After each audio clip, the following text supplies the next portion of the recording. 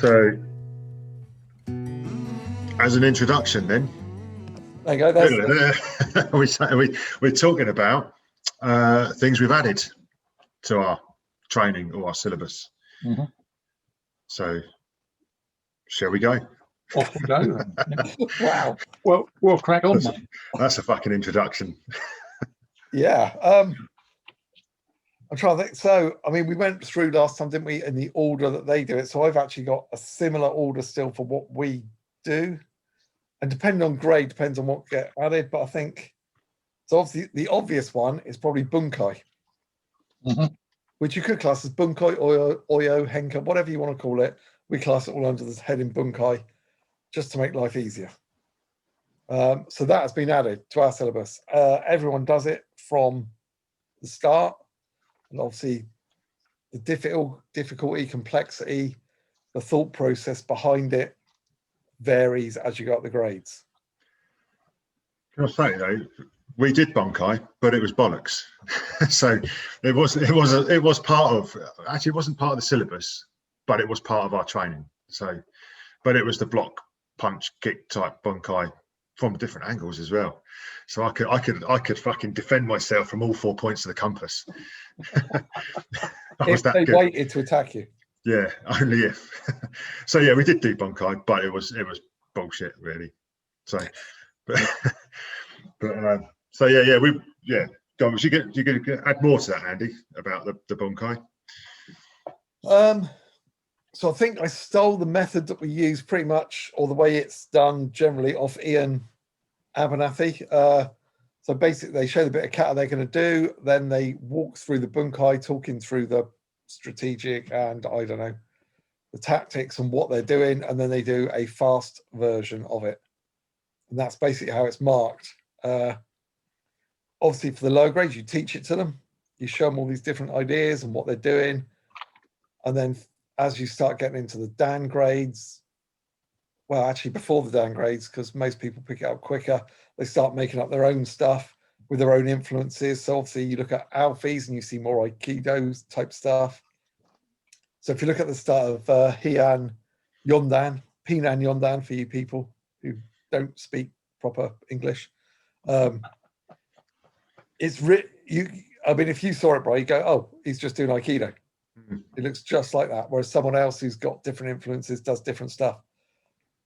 And that's always good. We try and keep people doing stuff that's more natural to them than forcing them down one route. Obviously, we've got different sizes. We've got Carolyn, who's small and older.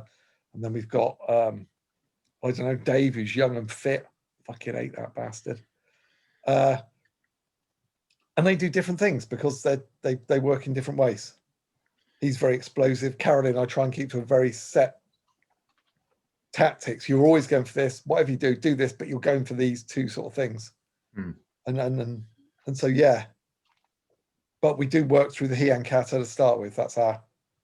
Yeah, although we do start with Heian Nidan, which is Pinan Shodan to you people who can't speak English again.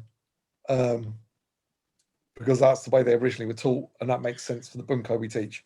I say it's probably funny enough. It's probably a better place to start, isn't it? If you want some practicality, I think. I don't. Three of us do the first move of Heian Nidan as whatever you want to call it, a counter assault, a active flinch, whatever you want to call it. Yeah. And so therefore, for training purposes, kind of it makes perfect sense. And everything in the whole kata for us leads off that. So although I teach the kata in order, Heian Nidan is the first kata that I teach applications. I'm going to do the bunny ears now for the podcast. It's the first thing I teach actual application drills for. For Kion Kata and for Heian Shodan, I teach impact drills into pads. So I have pad drills that I base on those kata. But if I'm teaching partner work, Heian Nidan is where I start because it just makes more sense to do so because it gives you an entry and it gives you the opening. It's far more obvious from a practical or applied point of view for me. Yeah. So, I mean, it depends. If we're looking at bunkai purely as application, First thing to do is to say that I dropped a number of Q grades. So the system I came from was a 10 Q grade system. When I wrote my first syllabus, I dropped that to 8 Q grades so that I could have 3 gradings a year rather than 4 gradings a year, and still I feel cover the same amount of material, but have time to actually teach something between grades, rather than, that extra 4 weeks makes a big difference. But also because I'm dealing with adults, it makes life a lot easier. Because I'm changing the syllabus that I wrote originally, but looking at the one I've got in front of me was far more classical. And the applied syllabus for the first grade is really just impact drills. And that's it. So for the very first grade, although I'm using my Keon focus pad drill, the getting offline, stepping, clearing limbs and doing these things, is very basic level stuff. The whole first syllabus is just impact into pads, just to get used to that as the applied side of that. So the next grade up, or my 7th Q, which is the second one, which by the time you're doing that, you're 7 months into training, if you've been consistent. Now that, again, has a number of impact drills in. So we're starting to kick and punch into pads. But then I have a set of pre-choreographed partner drills, but all based around Heian Nidan. So again, I start to introduce bunkai, their preset patterns, their preset responses based around that kata. But that's where it starts to creep in then. So that is something I've added. And if I'm looking through the list there now, Heian Nidan drills done statically, so I'm not expecting people to move around at this point. So again, you're looking fairly basic stuff, but I've got the opening for haymaker punch both sides, the lapel grab, arm grab, lapel grab with a different response, guard to guard response, left hand and right hand, with 2 different applications for that. But these are all just static partner drills that have gone in, and those effectively replacing things like Keon Ippon.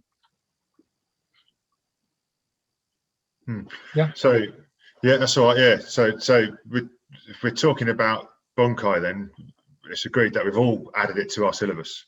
Yeah. But when you was talking about your impact drills, I would still call that bunkai, because you're practicing clearing limbs. It's principles taken from the kata, or just fighting combative principles, to be fair. Yeah. They're sort of a combination of the two, because they're on the back of Keon, but they are hung on the frame of those 2 first kata, so that you start to associate the 2 together, so that none of these things are done independently. The only thing we have done independently is the body mechanics of our Keon. As soon as we start to use that Keon for anything, it's all linked together with movement, kata, and impact. It's one of those, it's really easy to show people. It's really hard to talk about it and convey what you're doing. And this is where I think having a conversation about things we've taken out is a lot easier, because they're all labeled. Everybody knows what they are. And you just say, oh, we've dropped this, we've dropped this, we've dropped this, we don't do that. When you have to put in saying, well, this is what we've added instead, you can't just give people the labels, because it doesn't mean anything to anybody outside of your dojo. Yeah. That's a fair point. Yeah. So all you can do is try and give the impression of what we do. So although I'm doing bunkai for the second, I'm doing it for the first grading with the impact drills, I'm doing it for the second grading with more realistic responses, but done in a static manner. If you videoed those and said, this is the bunkai we do, people will say, well, that would never work on the street, because they're standing there waiting for this to happen. Yeah, but it's an introduction. It's a phased thing that you're bringing in. You've got to do it that way. So they're very much an intermediate stage, but the important thing, I think, from day one, and this is the thing I've added, is to take the 3Ks and make them 1. So everything always has a purpose. It's always linked to everything else, and nothing is done in isolation. You may break it down into bits and pieces, but you always discuss the interdependence, and you then always go on to show, okay, we've done this now, this is what we use it for, and this is the circumstance why we would use it.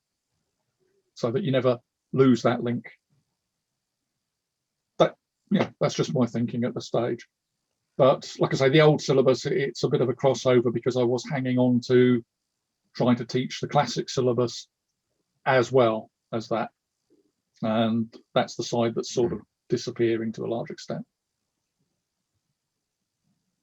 So, I mean, basically, Bob crossed straight into pad work there as well, which is something we have added because it's not in a normal 3K syllabus, as far as I'm aware, or I never did it in any of the 3K clubs I was in.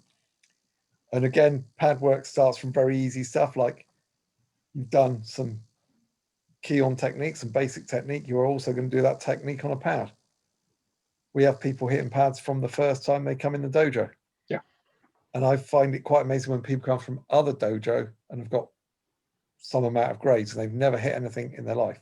Mm-hmm. And they frankly can't. Yes.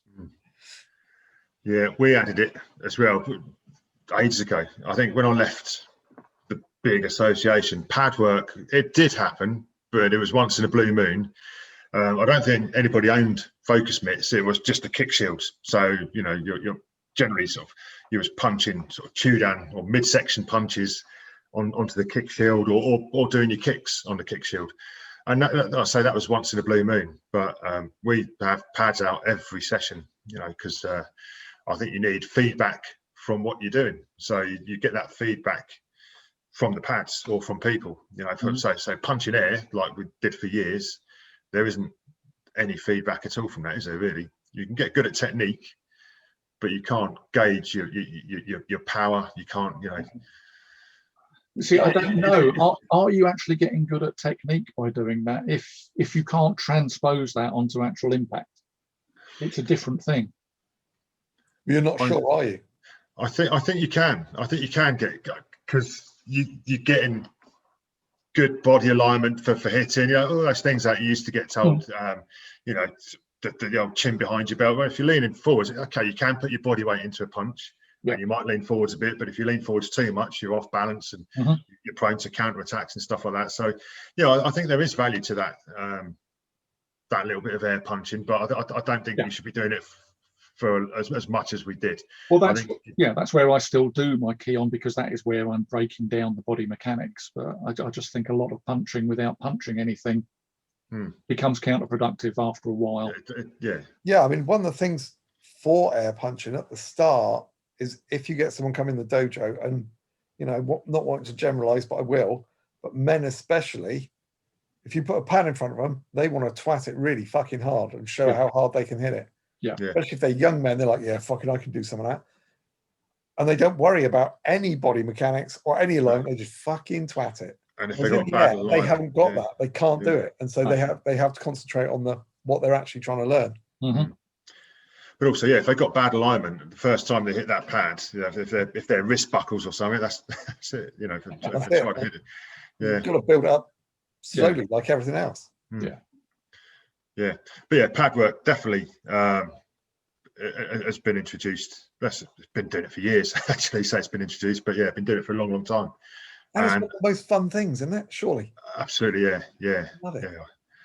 I have joy in my heart. I was talking about this in another when I'm hitting things.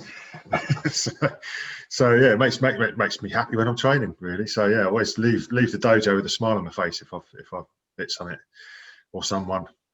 So it's always good. I think from a very early stage as well, once you start to get the pad making that noise and you feel like you're doing something, it sort of bucks you up inside, and you can get that quite early on again. You know, all you're really doing is teaching people in the first stage how not to hurt themselves when they do that. And past that point. Well, that's it. I think out of all the pads, I think I like the focus mitts. I know, we're going to go. It's still on topic, I suppose, but I think they're probably my favourite because they're so versatile. I do like a heavy bag, which we don't have a heavy bag in the dojo. We have kick shields because you can really fucking twat them, can't you? You know, you can really whack them. But the focus mitts, you know, they're very versatile, I think. So, well, there are also benefits, I think, to having to have somebody hold a pad. So before I disappear from the focus mitt thing, and the question I was going to ask there is, do you specifically have sessions on people on how to hold the pads and be a partner? Because I think that's as important as giving impact it is. Yeah, I'll get them to do one of those boxercise online.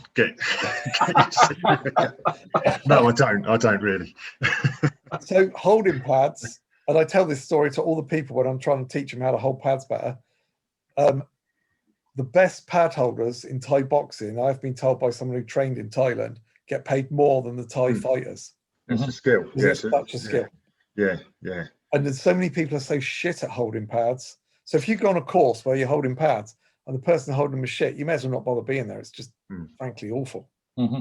And you're like, yeah, you've got to do this. But you're talking to another person who thinks they know what they're doing. And fuck's sake. But you're more likely in the long term to do yourself damage being a bad pad holder than you are having bad technique and impact. Gotcha. Yeah. So, and again, you've got to be, so we've, as I keep putting out, but we've got an older lady, and if she holds pads, if she's holding pads for, all right, for instance, she's holding a kick shield.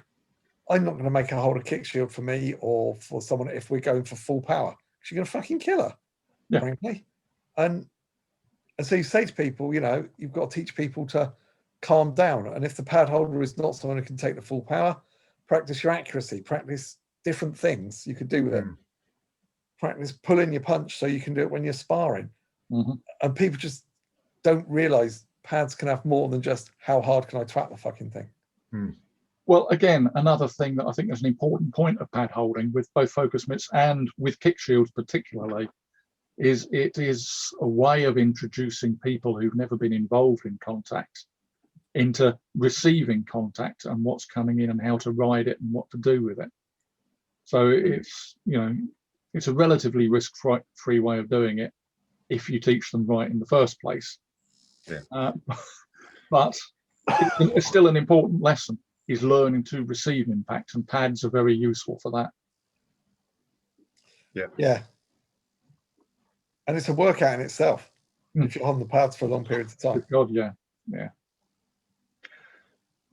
So I put on a list, I don't know if you're going to talk about them individually, it was locks, throws and chokes. So we could put that all into grappling, potentially.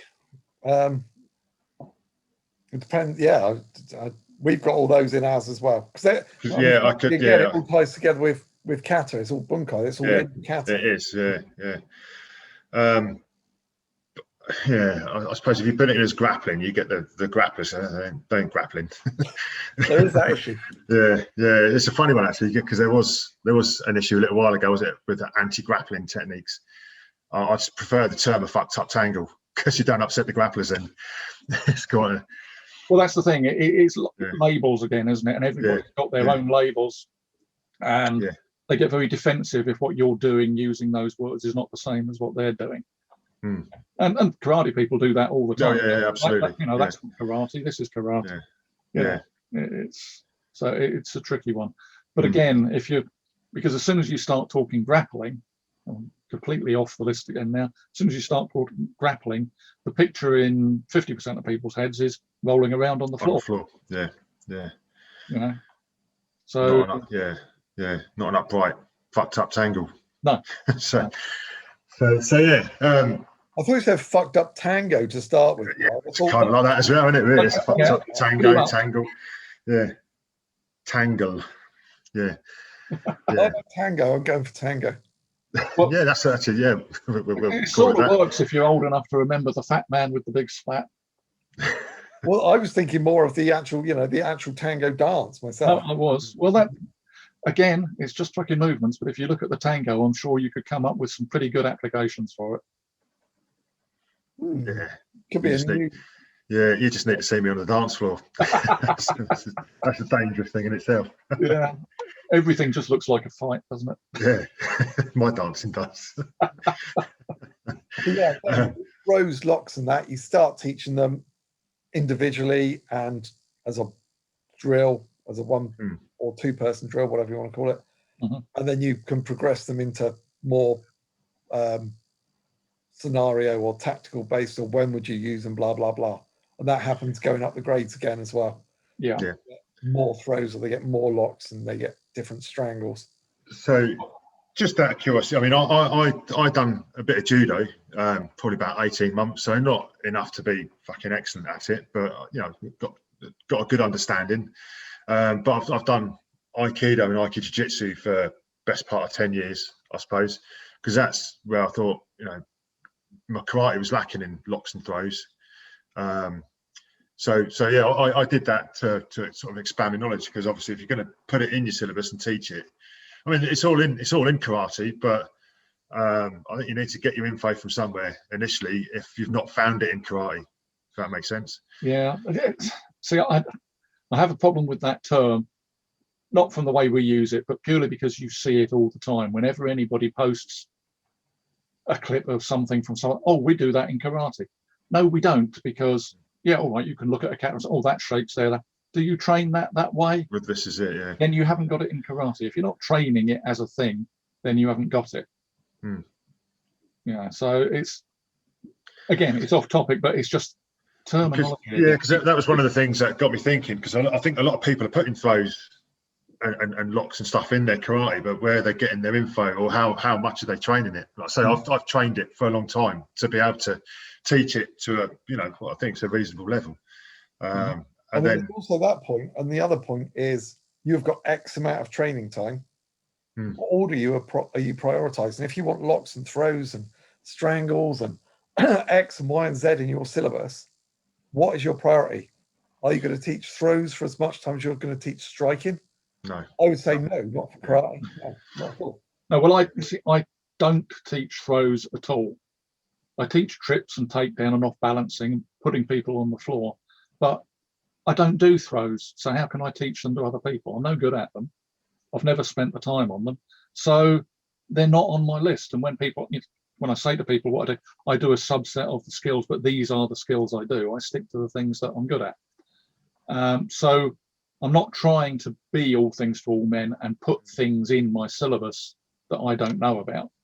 Yeah, that's so, good. If more people did that, we'd be better off, I think. I mean, but yeah, it's.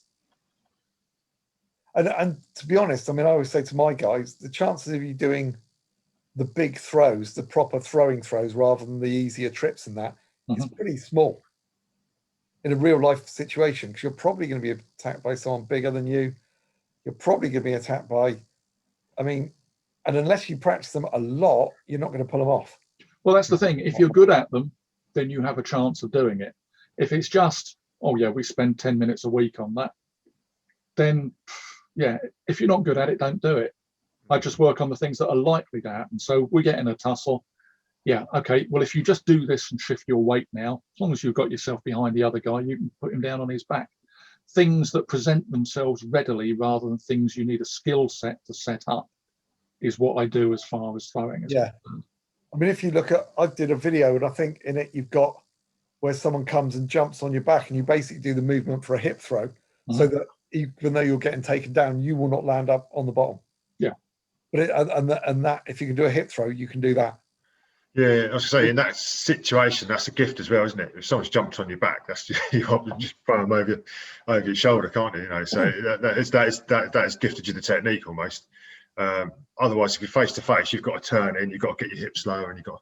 Yeah, and there's lots of, and that's what throwing is. They're all supplementary things to punching someone's lights out, frankly, in my opinion. Yeah. But the same holds true with things like locks and chokes. Yeah. Rather than being things that I target, I teach the basic principles of how to apply them and what situations and triggers that come in if people present them to you. But I don't like to teach them as go-to techniques, because people start looking for them, and stuff you start looking for then becomes, well, I've got to maneuver it because I'm trying to get this lock on. Well, don't. If it doesn't present itself, don't do it. So I do enough of it in my syllabus that people know how these things work and how to get them on, and the signs of when they're appropriate. And again, it all links in with teaching people, one, how difficult restraint is, and two, when do you need to use restraint? And for civilian, that's very rare. And Yeah. if you do, you're getting back to like drunk uncle at a wedding, but you're not going to be trying to restrain him for that long. Hopefully, you're not. And you've got to think about why you're teaching things, what you actually doing with it. Well, It's it is funny, the same actually. with chokes and strangles. Sorry, I was going to say it's the same with chokes and strangles, but it's not just the when are you going to use them, is what is your plan? And this was John got me on this one, which was a fair comment. Okay, what are you going to do now? How do you now get out of this situation? Now you've got this person restrained. Yeah. Well, funny story. I was talking to Dim, my Aikido instructor, yesterday, and we was talking about this, about restraints, and he caught somebody trying to rob his shed. So he went out there. When he caught them, he basically just took them to the ground and he pinned them. And then he said, "I didn't know what to do next." So he was holding them there for fucking ages. And he said his housemates came out and said, "What's going on?" He goes, "He's just trying to rob the shed." He goes, "Call the police or something." He said they just went back indoors, didn't do nothing. They just left him there. He said, "So I was there for," he goes, "I don't know, 5 minutes, 10 minutes, whatever it was." He said, "And in the end," he said, "I just said to this bloke, right, you're not going to do nothing, are you?" He kind of had to let him go, you know. Because then he's worried now, because like this guy, other than being pinned, he's not been hurt in any other way. So he's, you know, once he gets up, he's quite fit and able. So he could have then, if he had a weapon, he could have then got up and attacked him, you know, with his weapon. But yeah, he held him there for about 5-10 minutes, he said, not knowing what to do. So, that is a really good story. And he'd done it twice, actually. So he got somebody else outside the Aikido club. It just hit a woman. So he went running over there, got him on the floor. He said, "This is the only time he's ever used a yonkyo." I hope you don't mind me telling the story, but yeah, he used the yonkyo, which is quite a painful lock. And he had him pinned on the floor doing this. And this guy was pleading, "Oh, just can you let me go? Don't call the police." And he was going, "No, they've already been called." And he goes, "Well, can you just let that lock off then? Because it's really fucking hurting." Because yeah, but I'm only going to let it off a little bit so you don't run away. So he did hold him there till the police came. But yeah, he had to sit there for ages, you know, just controlling somebody. So yeah, so I suppose you got to think about what you're doing with that. Well, that is where control is a double-edged sword, isn't it? Yeah. And this notion of playing for submission ends a fight. You know, well, it doesn't. You've either got to break limbs or you've got to let somebody go, and then you take your chances. Both times he said he was worried about letting them go. Do you know what I mean? He said, because let them go, they can just come back at you. So he hasn't stopped the threat, has he? Really? He's just subdued it for a little while. They'd have been a bit nuts to have another go though, because he's pretty tasty. Yes, he is, but it does show the difference between training and having a plan. Yeah. But then you get the people who go, "Oh, well, I just punch him out, then sod it." And you go, "But you can't do that, because then the police come and you're on the floor beating his face in." And you're like, which one of you are they going to arrest first? Yeah. And so again, that ties in with that ties in nicely with adding knowledge to your syllabus, of which we have knowledge questions and subjects for each grade, which then goes into essays for higher grades as well, which I know Brian hates. Yeah, well, I've not got that as part, but I'm in the process of not rewriting, just tweaking my syllabus. So it might come in. I generally sort of recommended reading to people rather than making them write essays. So yeah, and I suppose it's up to them if it's something they're interested in. You know, if self-protection is what they're interested in, I've got you know, a list of things that they should be reading. Well, that's a distinction to make, isn't it? Is what are you teaching within your syllabus? If you're talking about things you've added to your syllabus, if we're teaching karate with an emphasis on as a syllabus, then it's karate with an emphasis on. We're not teaching a self-protection class with all the ramifications of things that go with that. Or I'm certainly not.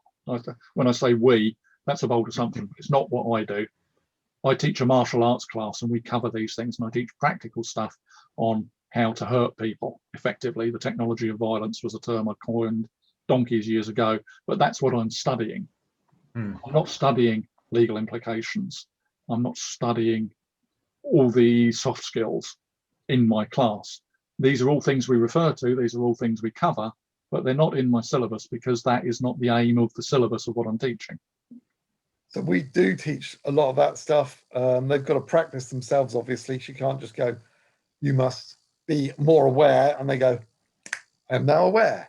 It just doesn't happen. Yeah. And so, again, that podcast you pointed to the other day, where he was saying, oh, we take people out and stuff. Yeah, we've done that. We do that sort of thing. Yeah. So they've got to answer questions. When you about say take him out, you don't mean take him out with a rifle. no, although take... it has offered a couple of times. Yeah, so we will do these sort of things. We'll talk about them, practice them a bit. Again, it's still karate with that emphasis. We have a reading list as well. And the essays are generally there to make sure that someone can try and they've thought about something and they're making a bigger point. But that's because it's our syllabus again.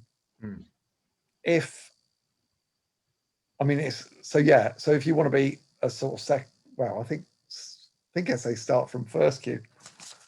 Don't know, I can check. Anyway, if you want to do that in our syllabus, you have to write an essay. And if you don't like it, you can go somewhere else. I mean, we're not forcing anyone to stay. That's what we want. And we've had essays written by hand on the computer. Haven't had anything sort of put in stone yet, but we've had some cracking stuff, some really, really good stuff. So as a thought on that, and this is nothing to do with the topic we're discussing, but just as a thought on that, with people who aren't comfortable with that, I know you like to put people in a position of doing stuff they're not comfortable with. Would you, for the syllabus, accept a video presentation as opposed to a written essay? At present, no. No one's had the bottle to ask yet. If it was a good enough video presentation, probably. We want to see them thinking is the truth of the matter. So probably if they really, really wanted to. But everyone who's come through has had some sort of education. They can all write something. So why not?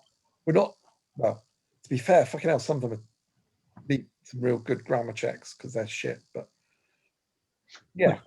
Yeah, but you're not teaching people, or you're not grading people on their educational status. We're not. I should send Jack your way. One of my you must have seen some of Jack's Facebook posts. Yeah, I give up after 2 words because if he used full stops and paragraphs, he might, it's going off topic a little bit, but yeah. So that's one I wouldn't want to read though. So it's one I couldn't read. Yeah, just one fucking great big sentence. Well, the other thing again you've got to look is, given the limited amount of time you've got, do you want to make your syllabus difficult for yourself to evaluate at grading day?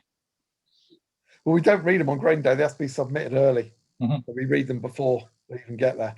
And then they get feedback on that as well. Although at later grades, they present it early. But I think it's in the higher Dan grades, they have to, because they get longer and more complicated.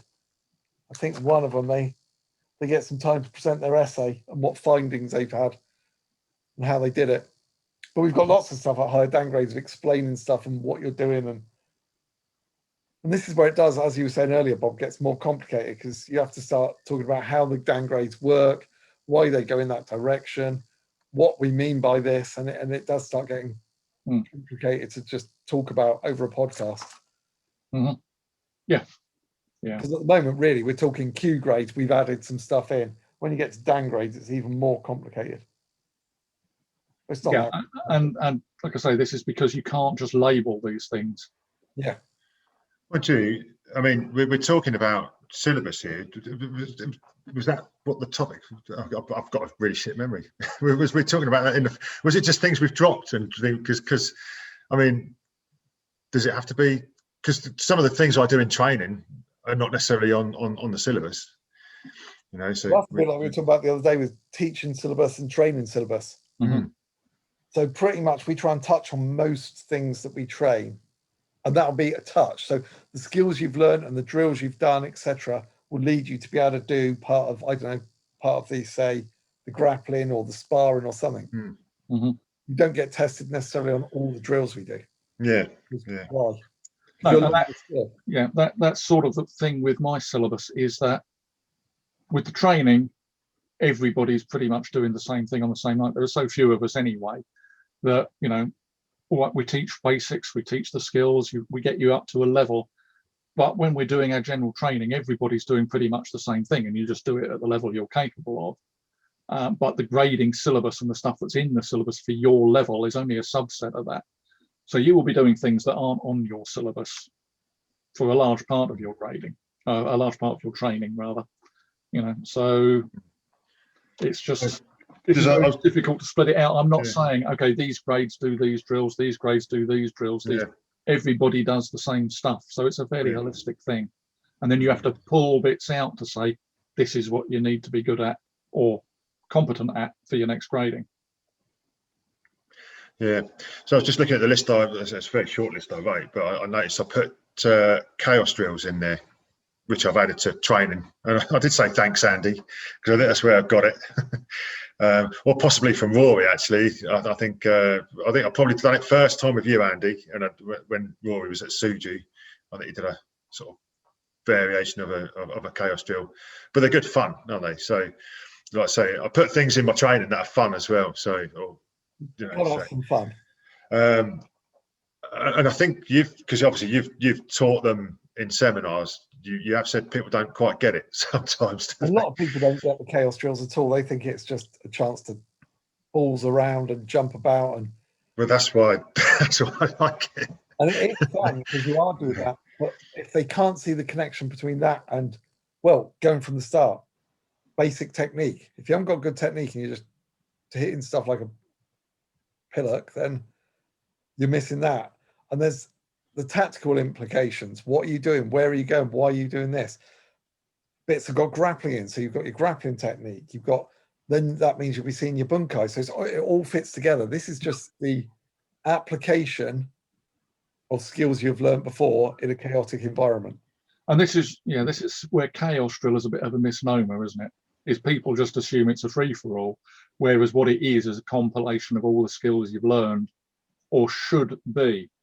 But what happens is that people fall back on well, it's a street fight now, isn't it? It's just anything goes. And immediately all their training falls out the back of their head on the floor and they just go and whack. Which I suppose is what they say happens in real fights all the time. So that is probably what we're trying to, in that case, that's what we're trying to sort of teach. Don't let the training go out the window. Quite good stepping back and watching it as an instructor occasionally, because I've done it when Stephen and we used to go up to your place and they put the body armor on and they'd to sit back and actually watch while this is going on. I think, okay, I'm seeing stuff that we've done in training coming through, so it is going in. So it's great as an evaluation tool for that. But to call it chaos paints a picture of something, as you say, it's not a chaos drill because it's chaos. It is putting your training into application in an uncontrolled situation. And we do that in the club. It starts with very simple ones. Yeah, I think we did.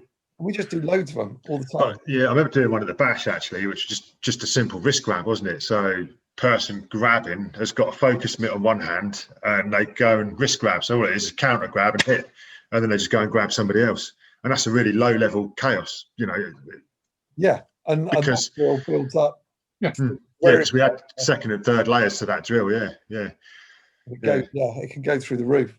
But then, I bet you sort of put objectives into those chaos drills as well, like escaping, and things like that. So if you haven't got an objective, you just end up with people just rolling around. It's chaos then, yeah. It's just like, well, okay. So what is your objective? So they don't. I mean, it could just be that you're going to the next person, you're just rehearsing this drill around, or it could be that you've got to escape. And again, if you don't mix and match, I mean, this seems to be, I think, if we get on to talking about sparring today, which we may or may not have time, if you don't mix and match what you're trying to do, you're only learning one aspect of it, and then you miss out on the rest. And that's, terrible, frankly, because you always. Oh, he's frozen. Yeah. You're doing you froze up there, Andy. Did I? Oh, sorry about that. That's because I moved. Stick your finger in your and hold your other hand up. But again, that's another one of those things that's difficult to write down when you're putting it on a syllabus, because you need to, again, combine all those elements in a graduated way as people come up through the line. So you do a simple limb clear, a simple impact, and a simple just look, find out where you're going, run away afterwards. Once you've achieved your target, do this. and then you build complexity in and you build other things in and other things you can do. But as far as that's written down, it's just chaos drill, chaos drill, chaos drill. I haven't actually got chaos drill written anywhere on my syllabus at all. No, so it's not. It comes in the grading sometimes for me, but it's not actually as part of the syllabus. Depends who's there on the day, you know. But we've talked about how I might be changing my gradings as well. So yeah, it could happen just because it's a normal class. But yeah, in training. So yeah, what I've added to my training is a bit of chaos, because it is good fun though, isn't it? As well as having massive benefits as well. You know, it's you're thinking on your feet straight away, aren't you? You know, because for whatever the objectives of the drill are, you know, you do have to think. You know, you're put on the spot and you have to respond and react very quick. The other problem we should probably talk about with chaos drills that I find is, so if one person is doing a drill and there's like 6 or 7 people who are, so one of the simple drills we do is you start at one end of the dojo, you have to get to the other end where there's a seat and you sit on the seat, and that means you're safe and you're finished. So that represents where you escape. And there's pad holders on the way, and you've got to twat the pad holders if they get near you. And so sometimes you can let them just run through and sit down. So they realize they don't have to hit the pads at all. But they go looking for trouble. Some people go looking for trouble. Yeah. One of the problems you get is the pad holders can get over fucking excited. And so sometimes, depending on who's doing it, I might grab them from behind as they're trying to hit a pad to make it more difficult. And then sometimes, but then if the pad holders, by about 7 or 8 people have gone through, they're wanting to get involved in the action, and they're grabbing people and twatting them in the face. And suddenly you realize the aim of the drill has been lost because the pad holders are trying to have fun or want to beat up the person who's doing the drill. Just because they don't like them, Luke. Oh, what's I'm sorry. It's almost like it sounds like I mean, I've done it and it is good fun, but yeah, it's like a glorified version of Bulldog, isn't it? With fists and feet. Yeah, and that's just one of the many drills. Yeah. But there is nothing wrong with playing in training, but you know, it is just, you have to say, okay, we're just spending the last 10 minutes having a good time. Yeah. And it's exactly the same. It's interesting to see. It is, because it's what you always do with the kids class. You can bore them shitless for 40 minutes. As long as they have fun last 10, that's what they remember, and they're keen to come back next time. But grown-ups behave in exactly the same way. You see it at the bash, and I think, again, we finish it with mental stuff. People just are playing games. I know in theory it's all supposed to have a purpose, but as far as they're concerned, they just had a real good time in the last session. I'm really looking forward to coming back next year. That is the thing, though. I think it was from Rory I heard that is you learn through play, don't you? It's how animals learn when they're young, and they kind of don't stop. They carry on playing, but as soon as we're grown-ups, we seem to stop playing, and we kind of lose that. Well, I mean, I do in the club, but in general, you know, we stop that play, don't we? That play fighting that you used to do as a kid, and you know, as a teenager, you seem to don't want to lose as you get older. You take it a little bit more seriously as you are, rather than having a bit of fun, you know.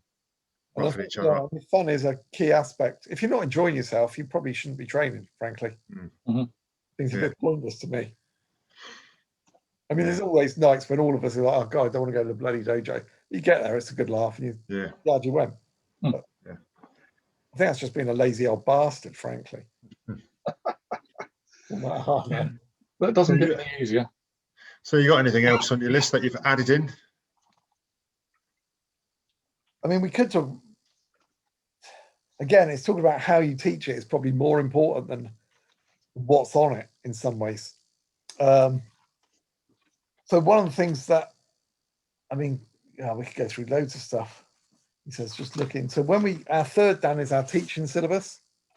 And in that, there's all things like, he says, so all of our things, all of our Dan grades have to have attended some sort of martial arts seminar or more than one since their last grading, which means they're going out and looking for new knowledge. That can be with different people. In the teaching one, they must give a 30-minute presentation of skills learned from their seminars that they've been to. Must have attended a scenario day. Must have taught regular class. Demonstration. Also, one of the other things we've added earlier on which I can come back to with this, is when you're doing bunkai and making up your own bunkai for your katas and stuff, certainly at Dan grades, is you also have to make up drills. So you've seen that in this kata, this thing is doing this maybe, and there's this principle they want to look at, and you have to make up a drill to teach that. And that So some are, we've got flow drills and we've got live drills. And so that actually shows that they can critically think and then go, well, this is a skill I need to learn or practice. How do I do that? And so they make up their own drills. I mean, frankly, anyone who's getting sort of to the black belt and beyond are going to be way beyond the skill level I had when I first got my black belt. Yeah. And they should be able to take their own class. A lot of them go, oh, no, I don't think I could. And you think, you're better than half the people I see when I go out to seminars all the time, mate. So just do it. What else is on there? So yeah, and then you've got to make up different drills for different types of students. So demonstration of a drill for students migrating from 3Ks, demonstration for a drill for experienced students of applied karate, demonstration and explanation of physical drills and relevance to fighting fitness, essay presentations. Third dan's actually quite a good one. I quite enjoy third dan because it's got so many different things in it. Just it's all about, it's sort of like the teaching grade. Well, it's that self-sufficiency level, isn't it? Yeah. And then fourth dan is looking at other styles and arts. And then fifth dan is basically make your own stuff up. What have you done? How are you doing it? And all of the higher dan grades have got this talk about how you're going to progress next. What is your plans? Because then it is just like it's just like us sitting around talking about what we're planning on doing. Yeah. You shouldn't be bossing around people who are going for third dan. Christ's sake, I mean. No. Well, I'm going to say, if they haven't learned to be self-sufficient by that time, then you've done a shit job of teaching them all the way up to that point. So, 100%. You're not the right person, they're not in the right place. Yeah. So yeah, I mean, gradings, and that's what I was saying the other day. I mean, black belt gradings are often neglected. It's just learn some more kata, do some more fighting. Like, if that's all it is, then you actually would be favoring people who are sort of just teenagers and early 20s and in their physical prime. Yeah. They could just do it better. Why is anyone well, that's more sport, isn't it? It's like elite athletes have only got a shelf life of X. Well, it's the same reason I have a problem with, it's not just adding more kata, it's, okay, well, here's a new kata now that we've not done before, go away and do some bunkai to this. And as we said before, how many different sets of bunkai are there? Yeah, you can make shapes and drills to fit that kata. So it demonstrates that I can make some drills from this kata. But you're not showing new knowledge because all you're doing is applying stuff that you should be able to apply to anything. So I worry that there is a risk in the applied side. It's exactly the same thing, that we just add more applications to more kata as okay, now you're at first dan, second dan, third dan, fourth dan. Let's take this kata, come up with a set of drills and applications to this. So unless you're demonstrating different skill sets within that, you say, okay, I want you to take this kata away and I want you to solve these problems in this way. So I want you to look for locks and throws and chokes in this kata, as opposed to punching and kicking and whatever. It takes a bit more thinking about. But just having an ever-increasing list of applications, I don't see as being any different to having an ever-increasing list of key-on combinations or an ever-increasing list of empty kata. It's not really, is it? I mean, and that's how so up to black belt, you're sort of led, as I was saying before. Then for second dan, that's when you choose your own kata and you do it all yourself. Obviously with input from people, because you have to go and test it out on that. And that's like okay. And then you realize that those applications are the same as the ones you've sort of done already. You can pull them from katas. Then you see that the principles overlap everywhere. And then you go, oh, right, okay, I've got that now. So that's second dan finished. It shows that you can understand it and do it all. And third dan, you start learning how to teach people and you think about that. You go, there you go. So it makes some sense. There's progression. Okay. So a question on the back of that then, since we're just discussing, and this is your syllabus, and I've not got to the stage where I've got anybody at that level yet. Is there any pressure on people when they're taking their kata and coming up with applications for it? Because I can see how this would happen, is to feel that well, I've got to come up with something different because otherwise I'm just doing what we've done in training anyway. If what you've done in training is the obvious and most optimized way of achieving a result, is there any penalty for saying, oh no, you need to come up with something different to that? So hopefully we've already covered that because we did the Heian Katas first. Mhm. Then we do Techie and go, look, it's pretty much the same, Mhm. just different. And then we do Basai and Kanku. They go, oh, but this is the same as the Heian Katas. What do I do? Because we've already done that. And you go, you are still allowed to do that if that is the best thing. Mhm. So far, we haven't found it. What we've found is people, I mean, like Alfie's just gravitated towards this karate aikido hybrid thing, which is pretty cool. Mhm. Gary was doing some different things, but you can see the same things are coming up, the same principles, the same ideas come up, and that's okay. I've got no dramas for that at all. Because I think what I'd be looking for at that stage is just to see that people are starting to favour the things that favour them. Yeah. I mean, I think the thing is, if they're not asking that very question you asked, then they're not thinking about it. And that's when you know they're not ready. So if they're not going, oh, but we've done this before, and why will we be changing it? If they're asking that question, that's the right question to be asking. Mhm. If If you're not asking that question, it's sort of like, well, have you thought about this at all? Or are you just going, oh, fucking, I'll just do what I did before. If they're going, oh, should I be doing what I did before? Because that may not be right. That's a good question to ask. And then you can see they start favouring their own stuff. Mhm. So Alfie's doing more locks and sort of, sort of throws and stuff because he likes the Aikido. Gary favours one throw, so everything gets set up into that throw. If anything is getting thrown, it usually ends up in one throw. And you see their personalities coming out. It's quite cool. Yeah, for what you say about Alfie, I can relate to that though as well. Having done so much Aikido or Aikido Jiu-Jitsu, I see it a lot, and I see the same shapes in both, in both clubs. So I can see where he's going with that. Be interesting actually, because I do train that way, to see if I see the same things as Alfie. That'll be quite interesting. Yeah, yeah. You'd think we would, but You maybe not. Maybe not, because we're both built differently, aren't we? Yeah. So I would favour certain things, whereas you would think favour something different. Yeah, very possibly. Interesting to see. Yeah, we'll have to make that happen one day. If we're ever allowed to see anyone ever again. Yeah. So one thing we haven't actually talked about at all is kumite. And again, it's hard to talk about because people have a fixed idea in their head what that is. Yeah, we do. Yeah, we do a few variations of it, really. So I still like the points sparring, kind of sparring. We don't do an awful lot of that type of sparring. It is more kind of kickboxing now, rather than going for a point. So yeah, we just put on bigger gloves and shin pads and go that way. But then we do just grappling, so upright, a fucked up tangle, not a tango. So we'll do we'll do stand up stuff where you're grappling for positions or holds, and we'll do ground work, and then sometimes we'll do all of them together. So and we kind of got to that stage as well where if we was working some applications from a kata, we'd say, well, let's put that in the sparring as well. Don't go. I think the trouble is when people go looking for it, because they'll try, and it kind of should happen like we were talking about earlier with locks and throws.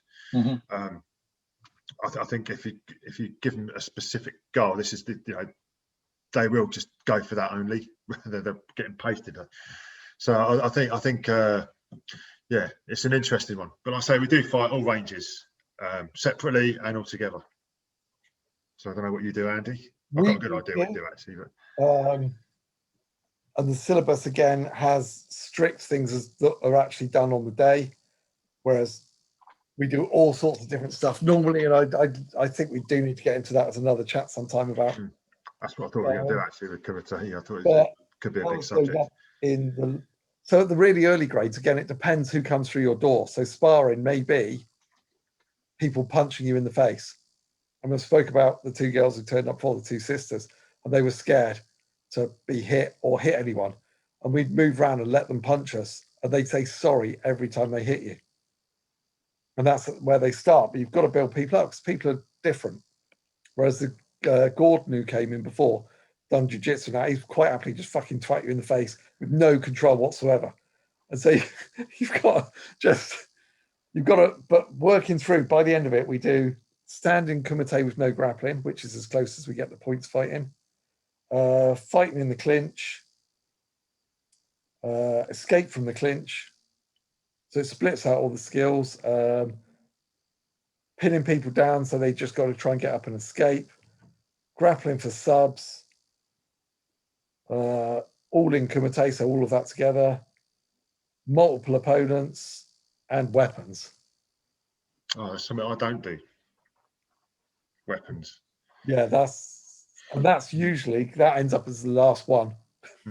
But you're fucking knackered anyway, and it's just like, oh, yeah. Interestingly, I think you said you're pretty much punching each other in the face from the off. Because I was, talking to another instructor. I won't name him. I'll tell you later. But he did say about students having issues with punching each other in the face. I thought, no, I don't see that in my club. Not so much anyway, not in general, because it's just what you do. So we're not whacking shit out of each other. But yeah, when this instructor said this, that the majority of his students will have issue when they're trying, they're okay doing their preemptive strikes on the pads, but when they take it from the pads to people, they have a problem with that. Well, there's a whole issue of that, because even people who are happy with punching each other in the face, when you take the gloves off, can suddenly have a mental block for punching each other in the face. You can't just punch each other in the face with no gloves on all the time. And so this is where we get into a whole massive discussion about how sparring works and what's good and what's bad about it. Yeah. But I'm quite okay with it. Well, that's the thing. Again, if you've got to a downgrade and you're not happy with punching someone in the face, then there's probably something wrong with the training. Yeah.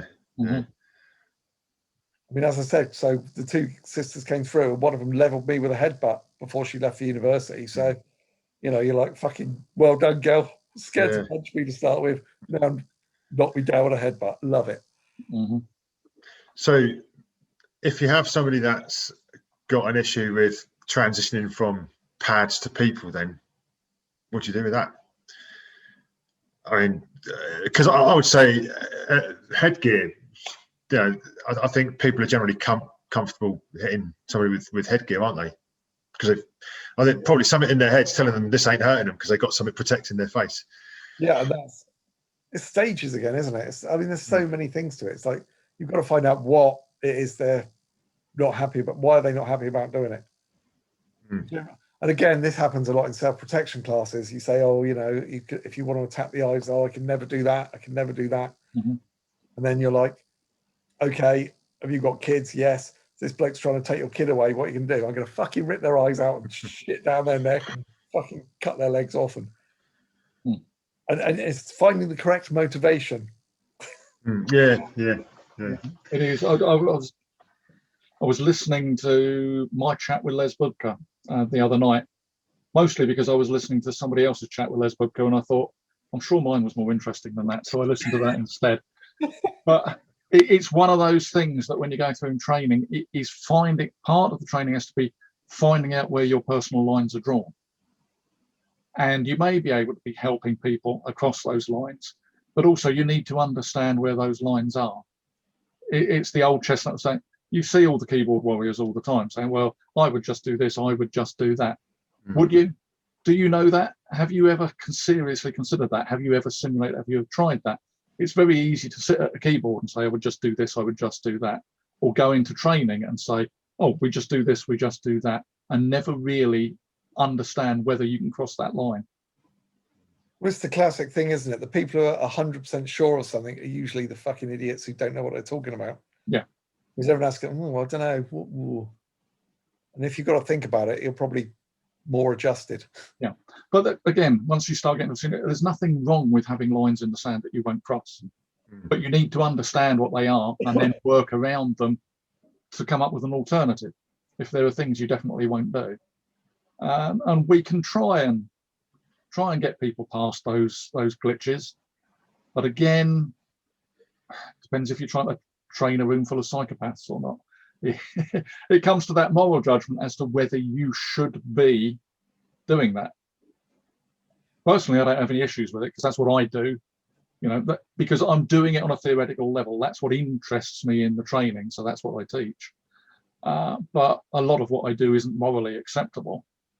But then I'm not teaching it for that purpose. I'm teaching it within a club that this is what we do for interest, rather than this is what we do as a self-defense class. Sorry, but I always suggest that people, well, if you're going to think about these things, go away, sit on a sofa with a cup of tea and think about them. Don't wait until it happens to find out. I think there's a whole bit in my book about that as well. Of course there is. What book's that, Andy? It's that one you advertised, and I've sold a fair few more of which I'm making no profit on at the moment. Hilarious. I noticed actually that Charlie got a plug-in on the other one as well as part of the thread. He did. I'm going to plug that. I'm going to put it back up to £50,000 and plug it again. Yeah, there are a lot of collector's items like that out there. I actually have a rare unsigned copy of the first one. How did you manage that? I don't know. But there's going to be that's going to be worth a few bob one day. Yeah, I do have a personal insult in the second one. Yeah. But I said something we had, but this was only kind of, it was whoever wanted to do it. So I've not added it for everybody, but we've done a little bit of milling not long ago as well. I say not long ago because we haven't been in the dojo for a year, but I found that. So the first time I'd done that was when I went to a UC class, and it was my first lesson. So it's like, I turned up there. It's quite an intimidating place anyway. It's like a fucking proper MMA gym, and I'd got there early, so I had a lot of time to think about going home if I wanted to.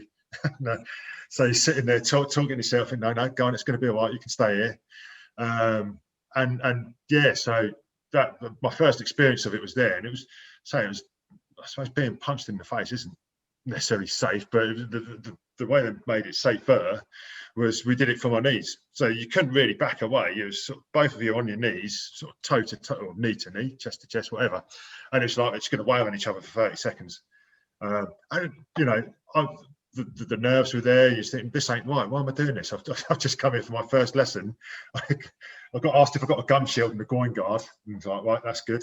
And so we did it, and I found a lot of benefit from it actually, because it was, I could have easily said no, and he said you don't have to do this. One of the things he said about it, being on your knees, he said if you do get sparked, you ain't got far to fall, so that's all right. that was reassuring.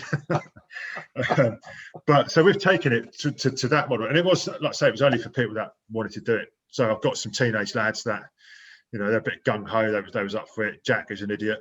Kieran wanted to do it, so we said, yeah, let's do it, because it's psychologically, it's not a nice thing to endure, but if you can go for that 30 seconds, it's good. It's good for you. And it's not something we do. It's not something we do often as well, because it ain't good. Getting punched in the head multiple times isn't good for you. But once in a while. Yeah, you need to be aware of the reality of what it's like, though, don't you? This is the thing. Yeah. I mean, it's horrible. I hate getting punched in the head. Yeah. There just isn't anything pleasant about it, and waking up with the headache the next day in your neck. So it's just. But sometimes it has to be done. But it's the whole notion of, oh yeah, well I'll be fine. Well yeah, you don't know. You've never done it. Yeah. So the question, I mean, the thing is there again. You said it's for the people who want to do it, and that's fine. I would do the same thing. It doesn't have to be in the syllabus, but. No, it's not our syllabus. It's just an extra. It's one of those things, but it depends what your club's for and who your target audience is. What are you teaching? And so some people will come to us and will go, you're never going to, then, and you can see by the way they're never going to get far in the syllabus because they don't want to engage in the way we do. And that's fine. But don't try and keep people if they're not your people. Yeah, no, I didn't do this in. This isn't something to do in the main class. This was our after, so we have like an extra half hour at the end. So there's mostly downgrades or brown belts, at least. Brown belts to downgrades. There's a few older teenage boys there, and people in their young 20s, the kind of people that could go out and get themselves punched in the head. So, but there were a couple of people in that group that we had, I don't know how old she is, but we had a female. I'm going to be nice and say she's in her 20s. I don't know exactly how old she is. But she's like, I want to do it, but I don't. I said, well, fine. I said, you don't have, nobody has to do this, you know what I mean? But if you want, we can do it at 30-40%, just so you're doing it, you know, because, yeah, I'd like to do that then, you know, if we can do it that way. So she did it, you know, and I said, and if you want to ramp it up a little bit, just let us know. So she got to the point where she was just about uncomfortable, and that was enough, you know. So she said, yeah, I'm glad. And at the end she was like, I'm glad I've done it, because, you know, it was good. It was good for the soul, not good for the head. Well, again, it's a point I've made before, but fear of something is often worse than the actuality of something. Yeah. And you can gradually build yourself up then. This is the thing. If you can overcome that initial fear and you treat people accordingly, then you can bring them on over time. As long as you don't then abuse that and say, well, all right, well, I bought you this, now we're this far down the line, now we can go. No, it's still up to the individual to say, no, this is where my line is. I don't want to do that anymore. Yeah. Well, that's your job, isn't it? If you're teaching in that way, you're bringing those people up. Mm-hmm. I mean, I wouldn't exactly say I was a natural fighter, but I built it up over years, probably not in the best way either. But yeah, I mean, you know, if you've got someone who comes in and they're scared, and you just go, okay, give them a couple of lessons, then twat the fucker, they ain't going to come back again. No. What have you taught them? What good is it? If that's the sort of club you want, though, where only hard people turn up, that's also fine. That's, yeah, we've talked about that before, haven't we? Yeah. It's what you're trying to do and who you want in your club. I want people who are, well, I say nice, not sure they're nice. Yeah. No, those are the people who come to me. Yeah. Now, to be fair, everyone in my club's really nice. And as they say, you know, if there's always one wanker in every club, and if you can't see Well, it, I haven't got any. Probably you, Andy. Yeah.